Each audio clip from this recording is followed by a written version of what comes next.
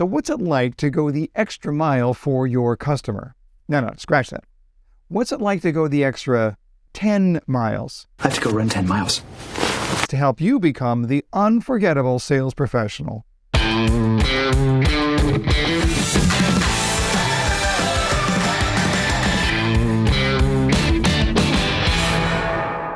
know what I want for you? I want you to be remarkable. No, seriously and literally remarkable. Literally. Literally? That is, worthy of remarks, worthy of having people talk about you for all the right reasons, of course. Now, several years ago, my wife and I had dinner at the French Laundry in Yountville, California. Now, I have to tell you, it was spectacular.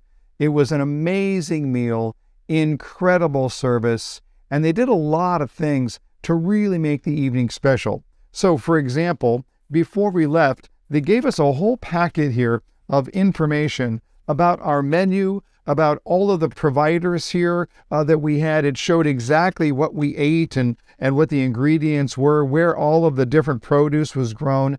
It was a really, really nice touch. And at the very end of the evening, my wife and I asked if we could see the kitchen, and we got the grand tour.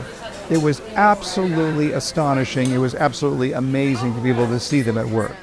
Now, that tour of the kitchen, how much did that tour cost the restaurant? Nothing. How remarkable was it? Well, I'm remarking on it right now, all these years later.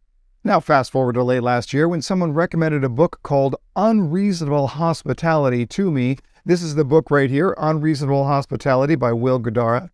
It's the story of 11 Madison Park in Manhattan, voted several years back as the #1 restaurant in the world. That's impressive. It's a big world. Now, everyone on the Shore Consulting team read that book and loved it. This book changed my whole life. But how did this restaurant win that coveted award? I'm sure the food was great, but they won not because of the food, but because of the principles of what they call unreasonable hospitality. It was about a series of little steps that made a huge impact. For example, they got rid of the hostess stand. The host or hostess would simply go on social media and look up photos of whoever had made a reservation for the evening so that they could greet them by name when they came through the door. They put quarters in parking meters all around the restaurant so that you didn't have to leave your meal to go feed that meter. They just found a lot of small ways that left big impressions. Now, what can you learn from that? Well, I'm going to put that question back on you. What are some of the things that you can do to be, well, remarkable, that is, worthy of remarks? Remarkable.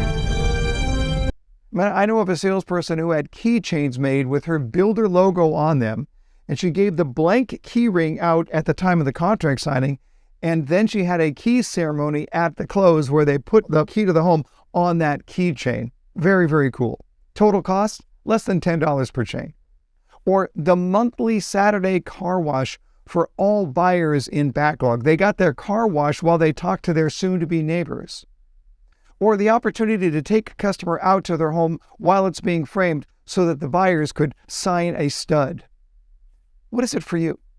I want to encourage you to have this conversation with others.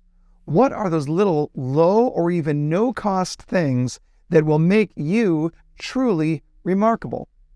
If you've already got something in mind, write it down right now in the comments below. I can't wait to hear it.